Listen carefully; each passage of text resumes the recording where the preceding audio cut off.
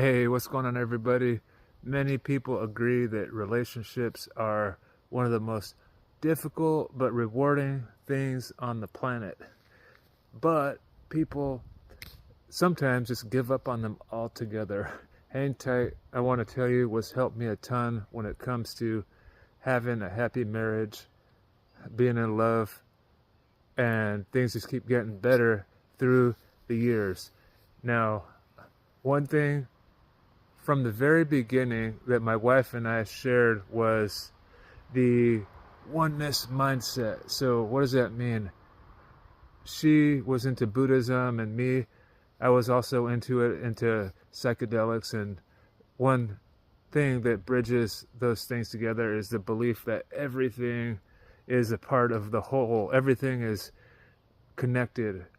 We're all branches of the same tree. We have our individual identities. We're all leaves, but at the root, we all have the same base of energy.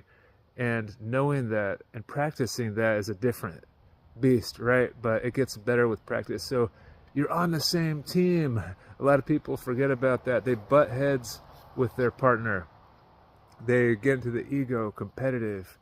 They get into the victimhood mindset. And that's no shame. It's a trauma thing. And it wasn't easy necessarily. We had to work out our kinks, and relationships will bring up patterns from our past always. So to get through that, you want to talk about it with your partner. You want to be a good listener. You want to have an intention that you two are going to work things out. And on a team, you're both having the same goals, right? To be successful, to win. You have shared needs. So when you're butting heads and you're in the ego all the time, you're never going to get anywhere. It's like you're going to be in a boat trying to row up a river upstream when the water is flowing downstream. You're just going to be fighting the natural current of reality. That's the thing. So it takes practice, like I said, commitment that will carry you through. You can't give up on hard days, and you have to recognize that things come in cycles too. You might have a good month, a good 2 months, then something might come around and test you again, test your relationship's integrity again.